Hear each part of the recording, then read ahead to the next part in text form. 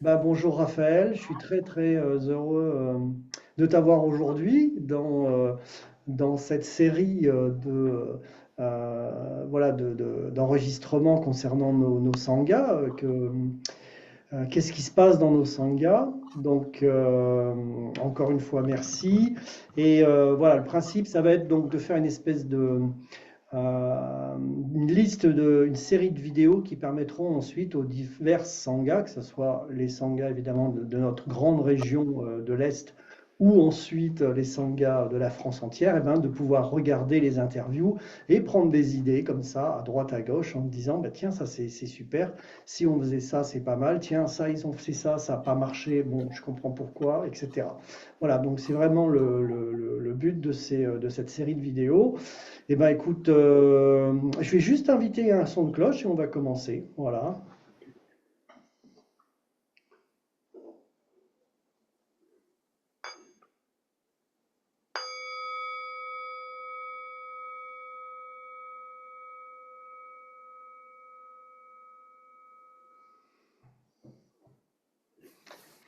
Eh ben, Raphaël, je te laisse te présenter et voilà ton parcours. Comment tu es arrivé jusqu'au village des Pruniers et puis ensuite peut-être mieux présenter ta sangha. Ok. Bah, du coup, je te remercie, hein, Olivier, de cette initiative. Hein, déjà, c'est parce que la question, elle est vachement importante de partager nos expériences de Sangha. Je trouve que c'est vraiment très profond et puis très généreux, voilà, de ta part. Donc, merci beaucoup. Pour ma part, moi, j'ai rencontré la première fois que j'ai entendu parler du village, c'était dans un CD qu'on nous avait prêté, des amis bienveillants dans lequel j'ai vu Thaï offrir un enseignement sur l'allumette et la flamme. Et je me suis décidé derrière d'aller voir le village, d'aller voir qu'est-ce qui se tramait derrière ça, parce que j'avais rien compris.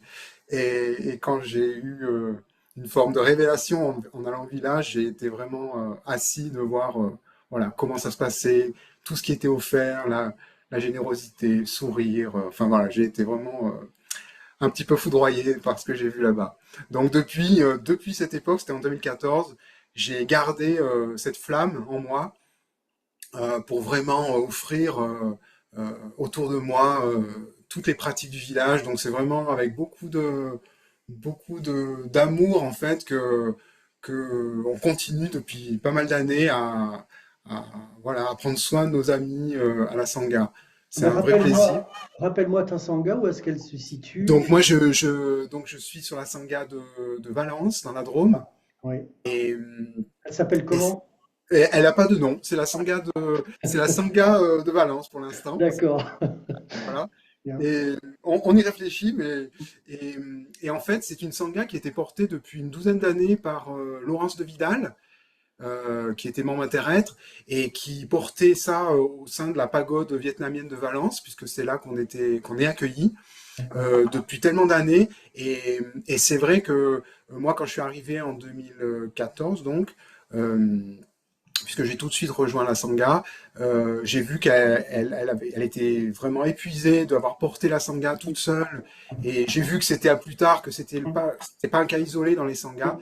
Et on était 4, 5, 6 personnes là, très motivées pour prendre vraiment s'engager dans la facilitation et de porter avec elle la sangha.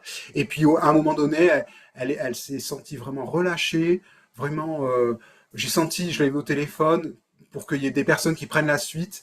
Et puis du coup, elle s'est mise en retrait par rapport à la.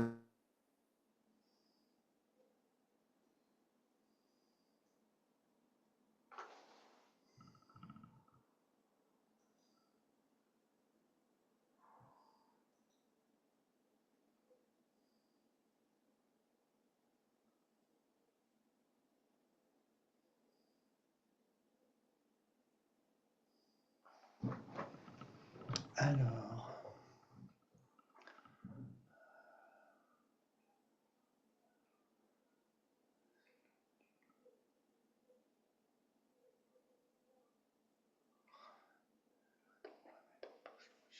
tu m'entends? Tu m'entends? Oui, très Ouais. bien. Qu'est-ce qui s'est passé? C'est de ton côté, non? Je sais pas. Je sais pas, ça a switché. Bon, Ouais. Bon, oui, donc t'en donc, étais, quand tu as ouais, rejoint cette sangha, la personne donc s'est sentie un peu libérée. Du coup, elle est plus présente du tout. voilà, ouais, on l'a plus revu, même si on l'a régulièrement réinvité, mais là, voilà. Je pense que c'était un souhait de sa part enfin, de relâcher quelque chose autour de cette tension qu'elle avait peut-être accumulée avec au fil des années. Et voilà. Mais bon, c'était. Moi, j'ai beaucoup de gratitude pour ce qu'elle nous a transmis, Ouais. puisqu'on a pu se glisser dans ses pas Mhm. et poursuivre la, voilà, la facilitation de cette sangha, puisque maintenant, ça fait presque ouais, ça fait plus de 10 ans qu'on y est, donc c'est vraiment merveilleux. Et, donc voilà, petit à petit, donc on a fait des propositions aux amis, puisqu'on est comme on était nombreux, on pouvait se partager un certain nombre d'activités, de facilitation. Donc on se réunit aujourd'hui 2 après-midi par mois, un mercredi après-midi et un samedi après-midi. Et, et on a en parallèle quelques groupes locaux qui permettent de se voir plus fréquemment sur des temps peut-être plus courts. Donc il y a des groupes, il y a un groupe à Cré, à Romans, à Valence, qui sont pris en charge du coup plus par une personne et puis en local ça fait un petit groupe qui est un peu issu de cette sangha mère. Je ne sais pas si on peut parler comme ça. Oui, oui, je comprends. Ouais. Mhm. Et voilà. Et en fait, durant les après-midi, donc on a une pratique classique du village. L'idée, c'est vraiment qu'on réoffre au mieux les pratiques du village pour ceux qui viendraient du village et chercheraient une sangha. Donc, classiquement, on a notre déroulé de méditation, relaxation, enseignement vidéo, partage et, et puis Qigong, marche. Enfin voilà, on fait ça sur un après-midi, on boit un thé après, c'est quelques gâteaux, et on pourrait essayer d'échanger aussi sur voilà, ce qu'on est en train de vivre personnellement. Et puis après, donc là, on donne un thème à chaque fois, quand même, dans l'après-midi. Ouais, et c'est un message qu'on envoie à l'ensemble de notre mailing, et on offre un thème, voilà, pour que les personnes soient déjà dans la posture d'accueillir ça. Ils ont même, parfois, on met même le lien de l'enseignement pour qu'ils le visionnent avant. Voilà, pour bien qu'ils intègrent ce qu'on va offrir. Et voilà, donc ça, c'était le module de départ, on va dire. Et ce module, donc, il s'est enrichi de journées qu'on a rajoutées, donc 4 journées dans l'année scolaire, D'accord. réparties, qui sont plutôt du côté du Val-de-Drôme, mais voilà, c'est des journées pour tous ceux qui veulent venir, qu'on fait dans des endroits proches de la nature. Donc, à Valence, on est un petit peu en centre-ville, mais là, les journées, on essaie d'être vraiment proche de la nature. Et puis, on offre également généralement un week-end en début d'année, mois de mars, avec vendredi soir, samedi, dimanche. Ça, c'est un format intermédiaire. Et on offre une petite retraite donc du dimanche au vendredi, un peu moins d'une semaine, pareil, en nature, avec des bungalows. Et, voilà. Et ça, c'est au mois d'août. Donc, on a eu conscience d'offrir en fait différents formats de pratique et on ne touche pas les mêmes personnes, en fait. Donc, ça Mhm. veut bien dire que ça correspond selon le moment où on le fait dans la semaine et les temps que peuvent s'accorder les personnes ou les parents ou les gens qui travaillent. Ben, finalement, on arrivait à toucher différents types de personnes. Voilà, ça c'est une première Ça chose au demande quand niveau. même pas mal de travail parce que vous avez donc quatre journées par an de pleine conscience, un week-end et une mini retraite.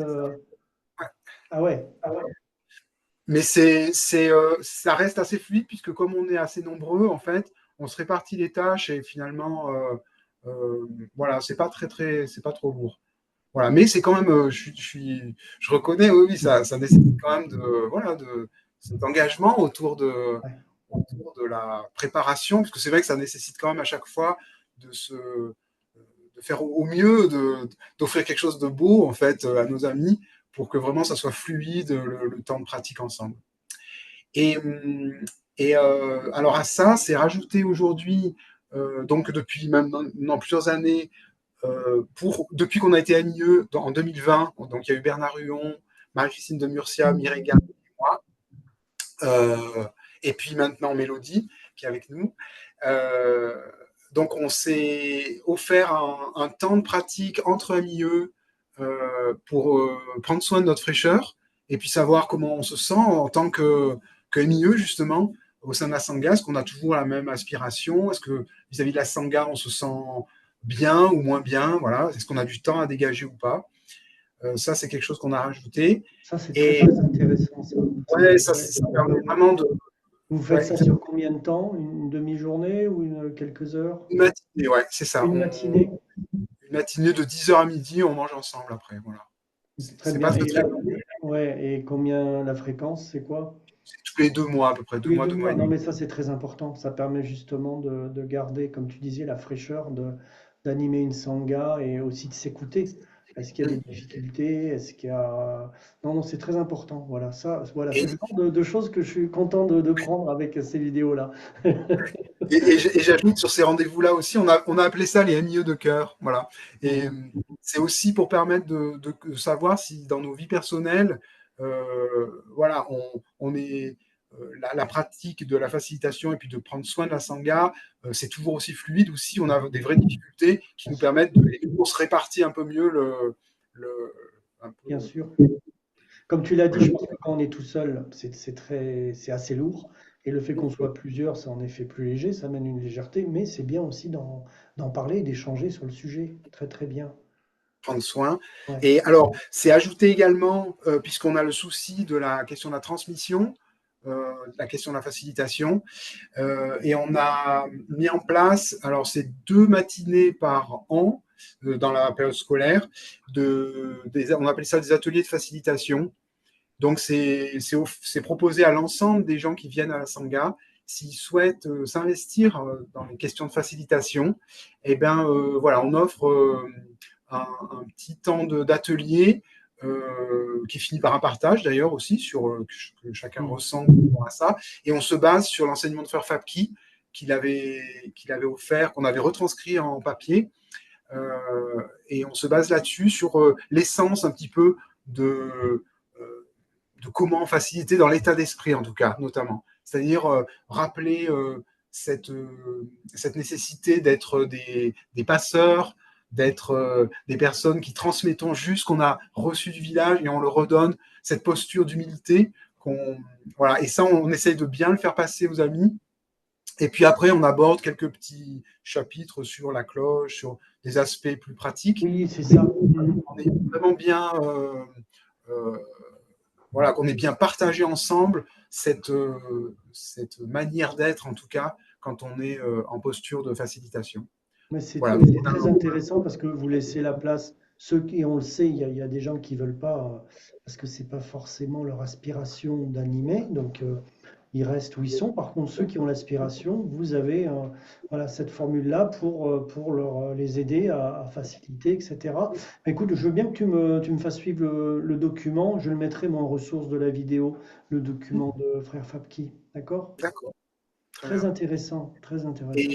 Et on s'est rendu compte que aussi ce petit atelier permettait donc aux personnes qui sont de la Sangha de Valence de faciliter, enfin en tout cas d'avoir envie, mais aussi il y a un groupe qui s'est monté à Montélimar, enfin qui a repris, Oui. c'était arrêté, ça avait repris, sur 10 également, des personnes qui voudraient et se sentent pas trop prêts à le faire, et du coup, via l'atelier, ben, ils viennent trouver un soutien euh, pour peut-être déjà commencer à avoir des billes sur des directions, en tout cas, pour pas partir de zéro, quoi. C'est ça, et comme Voilà. ça, ils auront l'aspiration à se lancer pour créer une petite sangha locale. Voilà, tout à fait. Ouais, non, mais c'est très intéressant. Alors, voilà, c'est notre intention. Ça marche pas tout. Enfin, il y a quand même des personnes qui viennent, hein, puisque ça intéresse quand même la question de la facilitation. On aborde des points quand même euh, un peu différents de nos pratiques habituelles, puisque là, on est dans une posture d'offrir. Et donc, c'est très intéressant à faire aussi, hein, en tant Bien sûr, que. Voilà. bien sûr. On progresse. Non, mais c'est intéressant de voir que Oui. nous-mêmes, en tant qu'MIE, on progresse aussi en offrant ça, en fait, à nos amis. Voilà. Donc ça, c'est quelque chose qu'on a bien aimé. Et puis, c'est déjà pas mal. Euh, voilà. Alors après, on a nos récitations des 14 entraînements. Depuis qu'on est MIE, on les a institués tous les 2 mois. Et c'est donc une récitation qui se fait le matin d'une des pratiques d'après-midi. Et on fait la pratique formelle, quoi, hein, avec l'encens, les chants, voilà, au plus près euh, euh, de ce qu'on peut faire, en fait. Et, et ça, c'est ouvert à toutes les personnes qui souhaitent venir, mais on prévient quand même dans les messages d'annonce, puisqu'on a un message qui annonce la pratique à chaque fois, quand il y a une récitation formelle, qu'il s'agit d'une pratique du coup formelle, et qu'à ce titre, les personnes, si elles viennent, ne soient pas surprises de devoir rester dans le silence de la cérémonie et de suivre un petit peu ce qui est demandé à chaque étape de la matinée, quoi. Voilà. Mais voilà, il y a quelques personnes qui viennent, on est peu nombreux, c'est surtout pour les MIE, hein, et, voilà. Et Ça, donc vous le ça, faites à part. Vous le faites à part, ça. ben voilà, c'est le matin et ceux qui veulent venir, ils viennent, on mange ensemble à midi, mais Ah oui, voilà, d'accord, sur une journée.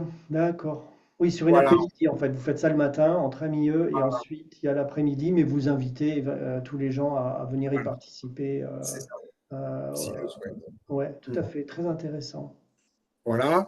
Et puis on a donc pour ça, on a fait un petit cahier je vais te montrer, mais Mais non, mais tu nous les avais envoyés, mais je vais le mettre, je le mettrai ouais, en ressource aussi. Ouais, un petit cahier de récitation ouais, tout à fait. pour nous aider en fait, parce que plutôt que de chercher les documents, là, Oui. tout est bien compilé, on le met à jour aussi à mesure des textes. Mais, Et ouais, mais c'est bien de le préciser parce que là, on est vraiment dans le rituel et il y a des gens qui viennent pas du tout chercher ça des fois. Et c'est bien de dire attention, la matinée, c'est notre rituel. Donc, si ça vous intéresse, vous venez. Et puis, il y a l'après-midi après. Non, c'est très intéressant. et certaines personnes, d'ailleurs, sont intéressées par les questions de rituel, Oui, puisqu'ils viennent aussi, certains, chercher dans le bouddhisme des aspects très, très, très tout à formels. fait. On a les deux. On a des gens qui veulent pas entendre parler du tout de rituel. Et là, tu me dis, ah ben non, il y a des gens à qui ça intéresse. Ouais, ouais, comme quoi, il y a vraiment tout. Donc, Voilà. ouais. Non, mais tout ça Et est très intéressant. Et si on abordait un petit peu maintenant le fait, comment vous faites connaître la Sangha, comment les gens en fait vous connaissent et viennent vous rejoindre, comment ça se passe? alors, alors, ce qu'il faut reconnaître d'emblée concernant la relation avec les personnes extérieures, c'est que beaucoup viennent à partir du village des pruniers, en fait, hein. Le D'accord. village est un fourvoyeur de pratiquants en comparant avec d'autres traditions, Ouais. voilà, je vois la différence. Donc ça, c'est un premier pas.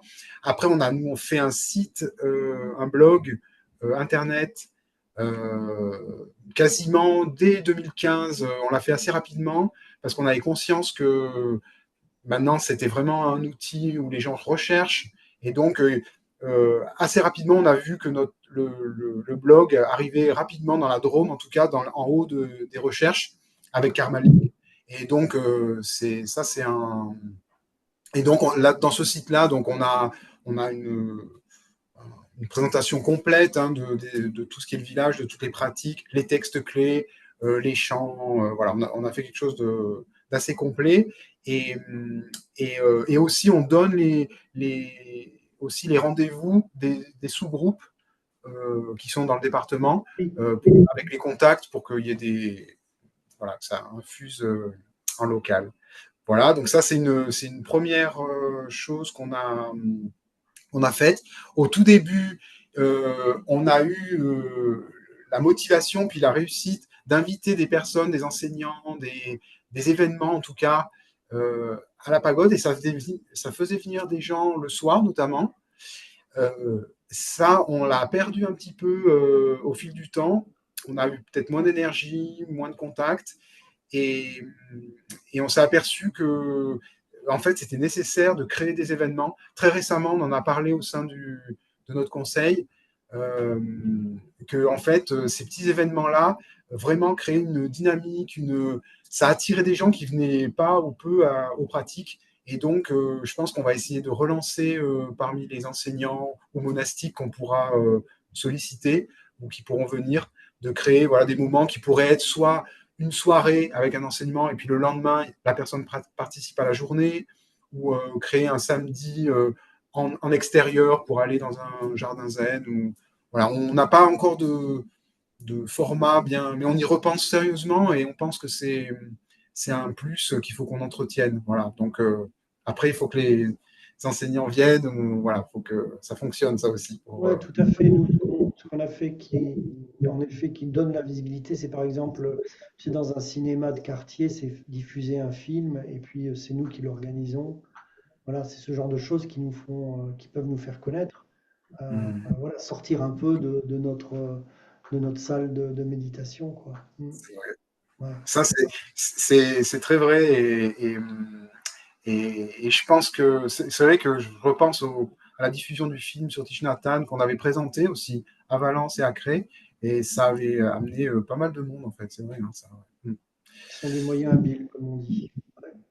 Voilà, et puis après, voilà, après, dans les personnes qui viennent, alors je ne sais pas si c'est à cause du Val-de-Drôme où il y a voilà, des personnes qui sont venues ici de manière un petit peu alternative et qui avaient déjà une pratique spirituelle, mais on a pas mal de personnes, enfin quelques personnes qui avaient une pratique dans d'autres traditions et qui rejoignent le groupe parce qu'il est constitué en sangha et qu'il est local, qu'il est proche et régulier et stable en fait. Alors qu'ils s'étaient retrouvés dans leur tradition, isolés en fait, à avoir du Zoom ou des échanges très lointains. Et donc, finalement, avec l'ouverture de la pratique, eh ben chacun arrive à retrouver quand même, on va dire, toucher un petit peu l'essence de leur pratique à eux au travers du groupe, de la sangha, de la communauté. Quoi. Voilà. Donc ça, c'est un plus. Il y a également les chants. Hein, tu, Oui, tu- on est à bonne école à Chemin d'éveil sur la partie chant. On a eu un bon prof. le chant est un vrai cadeau, vrai bonheur qui revient régulièrement dans les paroles des personnes, que ce soit en début de pratique d'après-midi, en la fin, ou quand en journée, on prend des temps un peu plus longs pour chanter. Il y a vraiment un phénomène de réunion, de profondeur, dont moi-même, je mesure d'ailleurs pas tout à fait la profondeur. Hein. Je suis des fois surpris de voir comment ça infuse vraiment profondément chez les personnes en répétant ces très beaux chants du village. Et donc, ça, c'est si un jour je peux offrir aux sanghas ce que j'offre ici dans des sanghas qui n'ont pas de chant. Je l'ai fait une fois à Annecy et c'était merveilleux. L'impression de revenir en enfance, ils m'ont dit, et j'ai trouvé ce cadeau merveilleux. Et voilà, ça, j'espère que voilà, on pourra chanter dans toutes les sanghas. Un, C'est vrai, c'est vrai. mais je sais que tu offres aussi le chant, et voilà, c'est magnifique. Oui, oui, moi c'est moins pratique, c'est un piano, donc j'ai besoin d'électricité, mais on est d'accord. Tout ça est très très intéressant. Peut-être pour conclure, est-ce que tu aurais un conseil ou quelque chose à nous dire pour assurer la stabilité, l'harmonie et l'unité de la sangha avec ton expérience? Qu'est-ce que tu pourrais dire sur le sujet? Bah, moi, il y a deux choses qui me paraissent vraiment importantes vis-à-vis des membres interêtres. C'est vraiment cultiver la relation au village, se tenir au courant, être en contact avec les monastiques quand on y va, ressentir ça, parce qu'à chaque fois, on se recharge d'une énergie qu'on reoffre en sangha et qui est précieuse. Hein. Ça, c'est un point important, je crois. Et puis l'autre, c'est celui de, comme on fait en Auvergne-Rhône-Alpes, hein, de se réunir. Oui, Alors, le format régional, il est bien, il pourrait être un peu plus étroit ou plus petit, mais à la manière des MIE de cœur, de se retrouver, d'être ensemble et de passer du temps heureux de communauté. Voilà, resserrer ces liens-là pour que en Sangha, après, on se sente stable, appuyé par derrière nous toute une communauté qui nous soutient, qu'on s'est présente en fait, et qui fait la même chose que nous. Et, et ça, c'est quelque chose, moi, pour les années à venir, j'aimerais voir se développer en fait, ne serait-ce que dans notre région, et plus bien sûr, si possible. Ouais. bien Parce sûr. que les réunions nationales, c'est difficile à monter, c'est des choses assez énormes à monter. Et, et déjà au niveau de notre région, et on le fait, Chemin d'éveil l'offre 2 fois par an, et ça c'est vraiment très très précieux. Donc voilà, c'est les deux choses moi qui me paraissent. Après, techniquement, on échange des choses, comme tu dis, tu vas mettre sur les blogs des documents. Euh, voilà, ça roule, mais le feu, la... c'est ça vraiment le cœur battant de nos sanghas. Ouais. Cultiver la joie d'être ensemble et qui ensuite, cette joie, on puisse la redescendre dans nos sanghas, dans l'animation de nos sanghas. Ouais, c'est ça. Ouais, exactement, exactement. Eh ben, écoute, merci beaucoup, Raphaël. C'était vraiment formidable. Merci beaucoup. Il y a plein de bonnes idées, je pense, à prendre. Et pour moi aussi, hein, j'avoue que dans ma sangha, je vais prendre quelques trucs super intéressants. Euh, Écoute, encore merci. Au plaisir de te revoir. Et puis à bientôt. Ben, merci beaucoup, Olivier. À très bientôt. Ouais. J'attends les documents pour pouvoir les mettre en ressources. Ça marche. Pas trop long. Merci Merci. beaucoup. Bonne fin de journée. Au revoir. Au revoir.